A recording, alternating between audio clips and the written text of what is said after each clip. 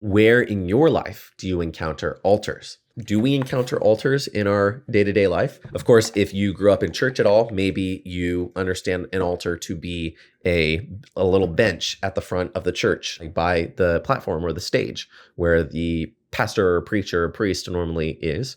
Or in a more liturgical church, an altar is where the Eucharist is offered, right? The offering of thanksgiving. There's another experience that we have, though, when it comes to altars, and it is at a wedding. Where do husbands and wives say their vows and get married? And is there a sacrifice that is being made at the wedding altar? You could say there is. That a man and a woman are coming together in unity, that one is offering themselves to the other and maybe offering up certain rights, offering up certain things about their life that they're no longer going to have access to.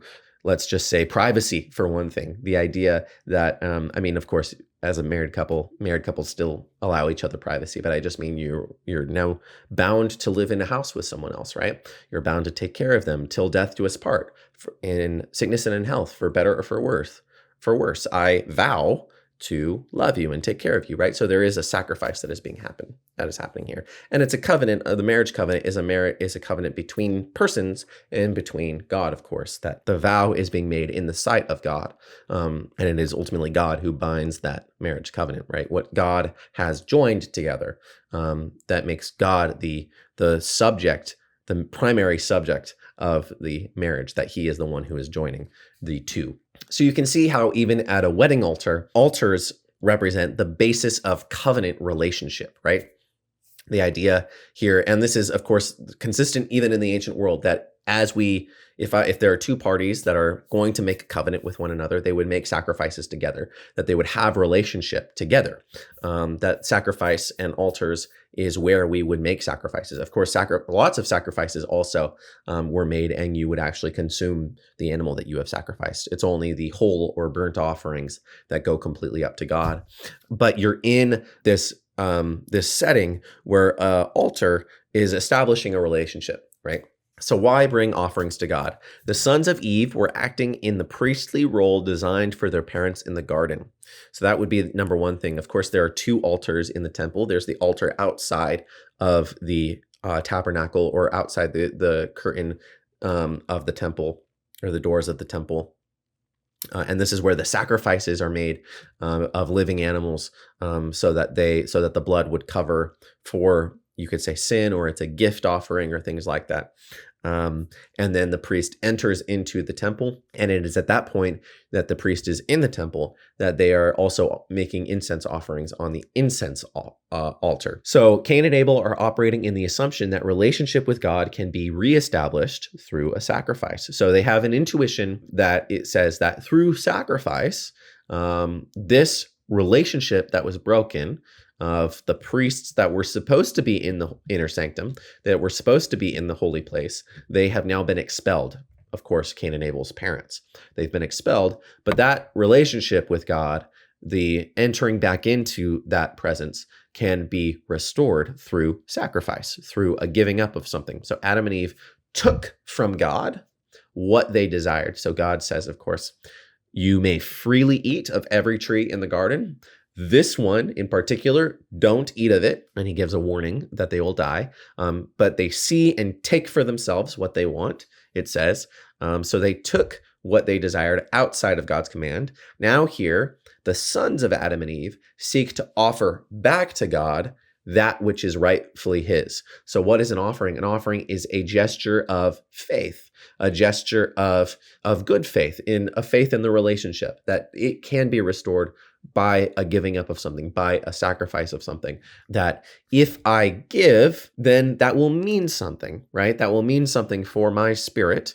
And God will recognize my gift to him, is what's being established here as the assumption that is being made. As we're talking about what sacrifices mean, as we're talking about what altars and offerings mean, they're about relationship. They're about the things that the death somehow is allowing. The death of something is allowing the priest to enter into the holy place, and how this is, of course, worship of God. It's a recognition, if you're sacrificing to God, it's a recognition of God as the highest good, as the highest thing, as the thing to which the offerings and the gifts would go to, right? And so at this point, I asked the class, which means more as an offering? And there was some speculation, the fruit of the harvest, of course, is a good thing. But then there's the firstborn, the firstlings of the flock of Abel, and the fat portions. So it's not really what the text says about Abel's offering. It's not exactly what the text says about Cain's offering that is significant. It's what the text says about Abel's offering that is significant. In contrast, in comparison to what it says about Cain's offering. So the offering of Abel is the firstborn of the flock, right? So Abel brings some fruit from his harvest, but Abel brings the firstborn of the flock and the fat portions. Why the fat portions? A great verse in the Bible, it comes from Leviticus, and the verse essentially just says, all the fat is the Lord's. So it's a kind of a funny little verse there, but the point here is what is fat? Fat is flavor. If anyone knows cooking at all, you know that fat is where you have flavor. It carries flavor. It carries you can infuse fat with different flavors. Abel is bringing the very best, the first, right? He's bringing that which is honored among all of his flock, highest above all of his flock, the firstborn. The firstborn is the most honored, right? There's a celebration of this first fruits of this firstborn, that the firstborn gets the inheritance totally, right? That the firstborn is the one that we celebrate and is sort of the leader, the one that goes first. And so the firstborn of the flock represents the greatest of the flock. So he's offering the greatest of the flock, and he's offering the fat portions. So it's a very succulent offering, right? It's an amazing offering that Abel is making here. He's making genuinely a superior offering than just some fruit of the harvest. So while it is true that Cain gave something to God, Abel rather gave his very best of what he had to offer. And in doing so, Abel's offering was made as a faith act. Now, what does that mean? I'm going to get into that in a second, but it was made as a faith act. He did not reserve for himself the best of what was his, but he gave it up in trust that God's provision back to him was better than anything he had to let go of. So what does that mean? Abel is giving the best of what he has. Well, that means that he thinks that he doesn't need to hold on to this thing for his well-being to exist, even though it's the best thing that he has. And so if Abel gives up the thing that is the best thing that he has, that means that he's acknowledging in faith one who is greater than the best thing that he has. Or this is what I mean by it being a faith act, that he did not see and take something that he thought might be better. What idolatry is, as presented in the Bible, is when the people of Israel, when they worship what should be sacrificed, right? So the perfect example of this is the golden calf. In the story of the Exodus, they create a golden calf and say, this is the God who released you from your slavery in Egypt. And of course, a calf is the thing, or a bull is the thing that should be being sacrificed to the Most High God. You're not going to worship the thing that you're supposed to be letting go of. What do bulls represent? What do the firstlings of the flock represent? They represent you being sustained by their milk, you being sustained by their meat. And so if you're letting go of that thing, if you're presenting it as a gift, as an offering to God himself, you are recognizing that God is greater than the offering, right? You don't sacrifice to lesser things, and you don't worship the things that should be sacrificed, these lesser things that are to be sacrificed. You sacrifice lesser things to higher things. And so if Abel is sacrificing the best of what he has to offer, he's sacrificing the very best of what he has to something that he is recognizing as greater and has faith in that this is greater. Let's talk about what faith is. Let's just kind of go over this because this is important. The Greek word in the New Testament for faith is pistis. Faith means something like assurance or trust in the New Testament, right? Faith according to the Bible is not a system of beliefs that one sides with over other beliefs. So in the modern world, we talk about our faith as sort of the system that dictates certain things about my life, right? Oh, in my faith, or according to my faith, this, 1, 2, 2, and 3. In the Bible, to have faith is that you are putting your trust in something, okay?